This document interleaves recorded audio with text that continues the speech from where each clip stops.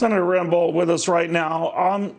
Senator, how do you know Joe Biden would spill our blood and make for more wars? I think Joe Biden's history in the Senate is long, many decades long, and I don't recall him opposing any war while he was here in the Senate. When he was vice president, he was President Obama's right-hand man during the Libyan war, which was a disaster. So I think both in our history, in our recent history of the last generation, the Iraq War and the Libyan War show that regime change in the Middle East actually lead to more chaos, power vacuum, and more terrorism. I think President Trump has often voiced that. I've heard him say it dozens of times, that it was a mistake to get rid of Saddam Hussein because it tipped the balance of power towards Iran. I've never heard Joe Biden say that he's learned from his mistakes. He voted for the Iraq War, and he enthusiastically supported President Obama through the Libyan War, both of which I think were a disaster. And I see no evidence that he's changed his ways.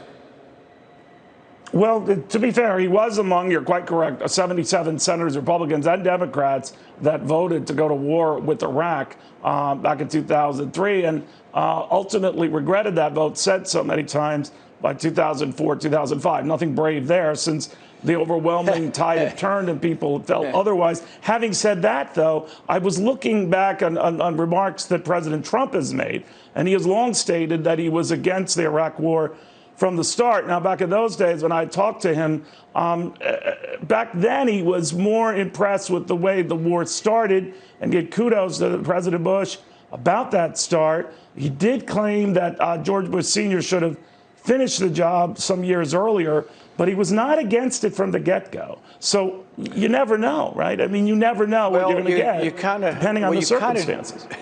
You kind of do know that Joe Biden didn't learn the lesson. The lesson of the Iraq War was that toppling a dictator, leaving a power vacuum, changes the balance of power and wasn't good for us, and we lost a lot of lives, but the Middle East is not a better place. The reason we know Joe Biden didn't learn that lesson and that his contrition is false is that he went on to support the war in Libya that did exactly what the war in Iraq did. So the idea of regime change leading to better things, I think this is something that Joe Biden has never learned. But President Trump, people want to dispute when or where he became an opponent of the Iraq War. All I can say is that for the last couple of decades, all I've heard from President Trump is what a mistake it was to remove Saddam Hussein and what a mistake the Iraq War was.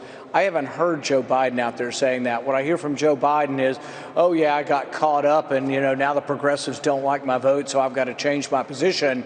But then when war came about in Libya, both he and President Obama decided to bomb that country to smithereens, have regime change. And what is Libya now? It's still a disaster. It's a civil war. It's a chaotic place where terrorists thrive.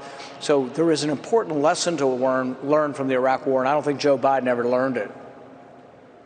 But, Republicans don't point out another lesson potentially from that same Obama-Biden administration when it came to Syria and punishing Assad for gassing his own people. Ultimately, they said they were going to leave it up to Congress to validate whether they should respond. Congress never did. So isn't it more fair, Senator, to say that both sides sort of talk out of both ends of their mouths on this issue, and you really can't telegraph what they're going to do because the situations change? It's almost always safe to say both parties speak out of both sides of their mouth. That would be safe to say. But in the instance of Syria, I think you can see that President Trump has been reticent to get more involved, and when threatened with a border skirmish elevating between the Syrian Kurds and the Turks, President Trump decided it wasn't worth leaving 200 troops in the middle of a situation where 100,000 Turks were amassing at the border. So I think President Trump has shown restraint. When Iran was bellicose and brought down one of our drones, he contemplated an attack on mainland Iran, but didn't carry it forward. So I think that President Trump has shown restraint. And I think in the past, the Hillary Clinton wing of the party, which is also the Joe Biden wing of the party, were very supportive of getting involved in the Syrian civil war. And I think that was also a mistake. I think part of the reason ISIS arose was that you once again had a vacuum in Syria, and that ISIS arose out of that vacuum of weak government and chaos. But this was all sort of people in both parties. The Lindsey Graham wing of the Republican Party loves the wars over there too, but also Joe Biden is part of that, and I think he's an unreformed part of the war caucus of the Democrat Party.